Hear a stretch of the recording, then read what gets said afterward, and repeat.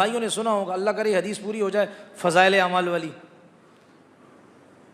शेख रहमतुल्लाह अलैह ने बड़ा बेहतरीन मजमूआ लिखा है, इसको पढ़ें, इनफरादी भी पढ़ें। इनफरादी बमाना अलग अलग पढ़ें, बेहतरीन बातें, बेहतरीन हदीसें, बेहतरीन फ़ायदे हैं, और इसके बाद हमें अपनी तकरीर की कोई ज़रूरत नहीं है।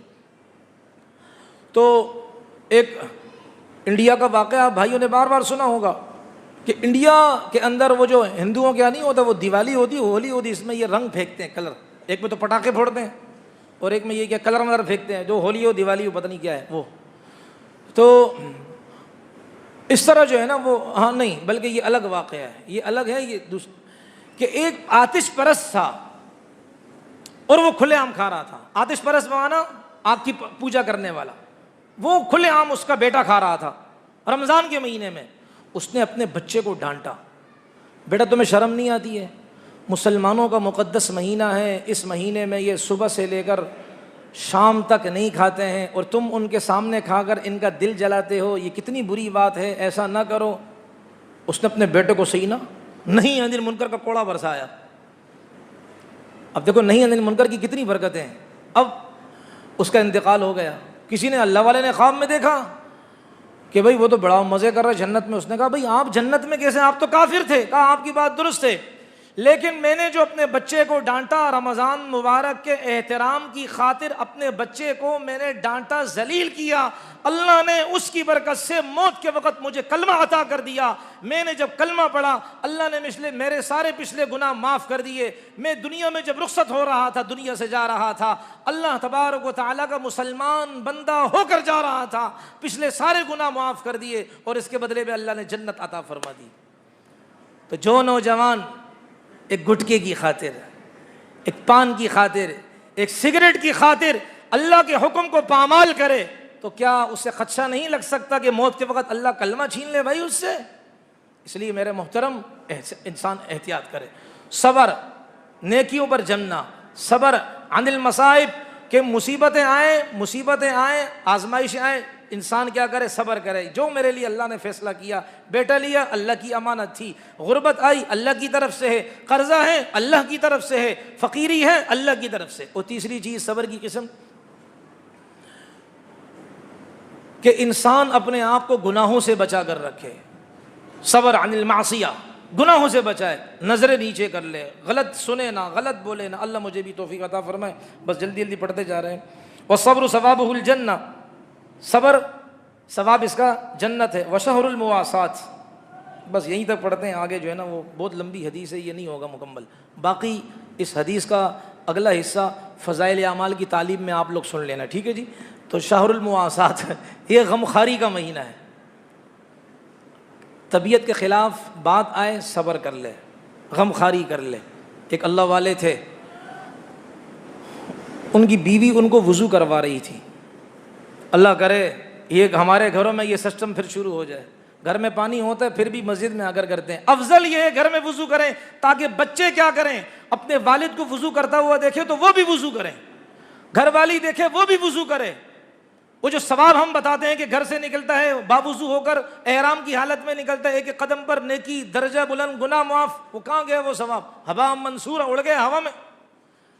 तो वो उनकी बीवी उनको वज़ू करवा रही थी, तो कुछ ऐसा बीवी से हुआ, पानी इजाफी उन पर गिर गया, तो उनको गुस्सा आया और बीवी को झड़क दिए। बीवी बर्दाश्त कर गई। जुम्मे का दिन था, नहीं बल्कि आम दिन था, जुम्मे का नहीं था, आम दिन था। इमाम थे, नमाज पढ़ाने के लिए बाहर आए, फिर कहा यार मैंने अपनी बीवी को डांटा और मैं नमाज पढ़ाने के लिए आऊँगा तो अल्लाह मेरी नमाज कबूल करेंगे कि बीवी को डांटा मैंने, ये तो गलत काम किया।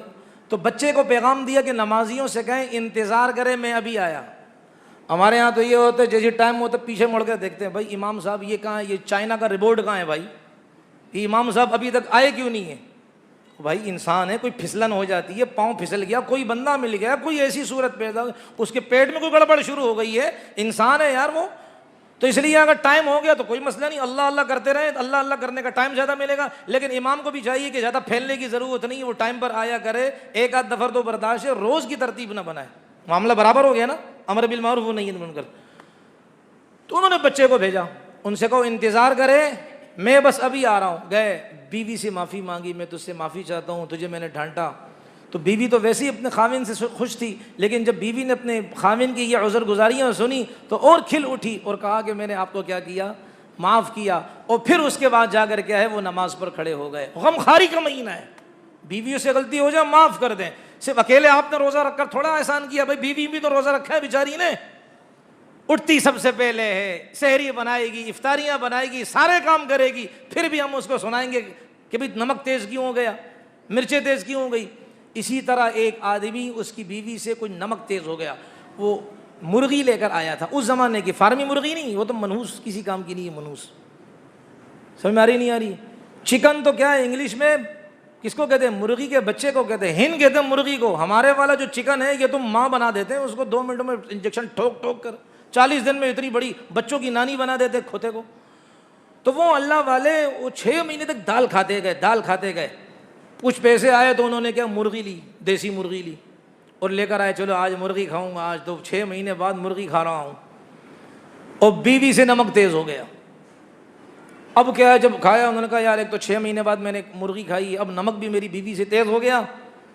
डांटने का इरादा किया, फौरन ख्याल आया, अरे अगर इस तरह मेरी बेटी से नमक तेज़ हो तो क्या मैं बर्दाश्त करूँगा कि मेरा दामाद मेरी बेटी की बेइज्जती करे। वो तो मेरे जिगर का टुकड़ा है, मैं कैसे बर्दाश्त करूँगा कि मेरा दामाद मेरी बेटी को जलील करे। तो ये जो मेरी बीवी है ये भी तो किसी के जिगर का टुकड़ा है, किसी की बच्ची है, इसलिए अल्लाह के लिए मैंने माफ़ किया। इंतकाल हुआ, किसी ने देखा ख्वाब के अंदर, आप कहोगे तो सारा सिस्टम ही ख्वाबों पे चल रहा है। भाई ख्वाब कोई शरई दलील नहीं है, लेकिन अगर अच्छा ख्वाब हो तो उससे अच्छा इंसान गुमान कर सकता है, अच्छा शुगुन ले सकता है, बस ये बात है। तो किसी ने ख्वाब में देखा कि भाई आप तो बड़े मज़े में, को क्या कहा जी, इस तरह अल्लाह तबारक व तआला ने मुझसे फरमाया कि मेरे बंदे तुमने मेरी अपनी बीवी को मेरी बंदी समझकर माफ़ किया था, जाओ मैं तुम्हें अपना बंदा समझकर माफ़ करता हूँ कि तुमने मेरी बंदी का इतना ख्याल किया, गमखारी की उसके साथ, मैं तुम्हें माफ़ करता हूँ और तुम्हें दोज़ख के बजाय जन्नत का मैं तुम्हारे लिए फ़ैसला करता हूँ। तो ये गमखारी का महीना है, घर वालों के साथ सख्ती ना की जाए। उनकी अगर इन दिनों के अंदर, आम दिनों में भी, लेकिन इन दिनों में कुछ हो जाए, अल्लाह के लिए माफ़ कर दें। बाज़ लोग रोज़ा रखते हैं, उनके घरों से ये पैगाम आते हैं कि भाई ये हमारा खामिन रोज़ा रखते हैं ना, हम गुरूब आफ्ताब तक बात नहीं कर सकते हैं, उसे इतना गुस्सा होता है। पता नहीं उसको रमज़ान के आने पर गुस्सा होता है कि ये रमज़ान क्यों आया है। तो इसलिए भाई ये कोई दलील नहीं है, कि ये कोई तरीक़ा नहीं है कि इंसान रोज़ा रखे और फिर क्या है, बीवियों पर चढ़ाइयाँ करे, बीवियों को डांटे, बच्चों को डांटे। घर के अंदर पुलिस की मोबाइल बना हुआ है, जिस कमरे में जा रहे हैं बच्चे उस कमरे से भाग रहे हैं, जैसे कि हेरोइनची पुलिस को देखकर भागते हैं, तो इस तरह ये अपने बाप को देखकर क्या है भाग रहे हैं। और भाई इसने रोज़ा रखा, कोई कुफ्र तो नहीं किया, जब रोज़ा रखे रोज़े वाली सिफात अपनाए ना, सब्र करे। गल समझ में आ गई। अल्लाह ताला हम सबको अमल करने की तौफीक अता फरमाए। 1-2 ऐलानात हैं। एक ऐलान ये है कि हमारी अक्सा मस्जिद की दूसरी छत पर भी इंशाअल्लाह तरावी का निज़ाम किया हुआ है, एहतिमाम किया गया है। 15 रोज़ा तरावी इंशाअल्लाह ताला उसमें होगी। उसमें गुजारिश है, जो 15 रोज़ा तरावी वाले हैं, अक्सर उनकी शिकायतें ये आती हैं कि वो, जैसे मैंने शुरू में अर्ज़ किया कि जब तक इमाम साहब रुकू में नहीं जाता ये बैठे रहते हैं। तो भाई अगर ऐसा काम है तो फिर भाई ज़रूरत नहीं, सीधी बात है, आने की कोई ज़रूरत नहीं है। अल्लाह का कुरान सुनो तो खड़े होकर सुनो। और अगर कोई कहे ना कि आज अदाकारा आ रही है, ओहो सारे आएंगे, जिसके मुंह में दांत नहीं, पेट में हाथ नहीं, वो भी कहेगा इस मुबारक अमल में शिरकत के लिए मुझे भी ज़रा फरमाइश की जाए। तो भाई ये इतना बड़ा अल्लाह का कलाम पढ़ा जा रहा है, इसलिए शुरू से लेकर आखिर तक क्या करे इंसान बैठे। हाँ जिनका उज़र है तो वो अलग बात है, करेंगे जी इंशाल्लाह। ये नहीं तो अगर किसी ने पहले से बैठना है तो भाई घर में बैठ जाए, ना आए भाई, अल्लाह मोहताज नहीं है, अल्लाह औरों को क्या कर देंगे भाई, भेज देंगे। दूसरी बात ये है कि हमारी मस्जिद वालों को अल्लाह खुशियाँ अता फरमाए, उनके ही मशवरे से ये काम हमारा जो भी होता है कि आज इंशाअल्लाह इशा की नमाज के बाद हमने एक छोटी सी तकरीब रखी है बच्चों के हवाले से, ख़त्म नबूवत बच्चा कॉन्फ्रेंस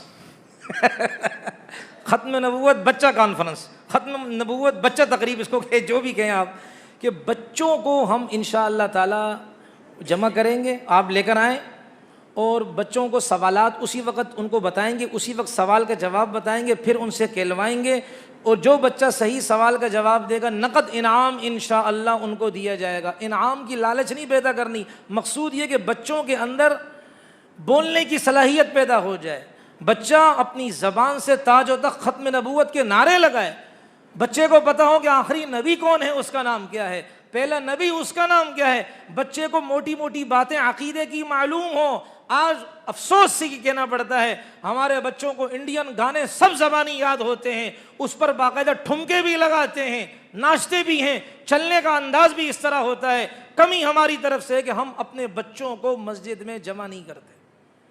तो भाई आज अल्लाह का फजल, अल्लाह के करम से हमारे मस्जिद के साथियों की जो ताउन की वजह से इंशाअल्लाह हम आज अपने बच्चों को इशा की नमाज के बाद, ये पूरे इलाके के बच्चे हमारे बच्चे हैं, ये हमारा रोशन मुस्तकबिल है, हमें उनसे उम्मीदें हैं। कल को यही कादियानियों के खिलाफ सीना तान करके मोहम्मद अरबी का दिफा करेंगे इंशाअल्लाह सल्लल्लाहु अलैहि वसल्लम।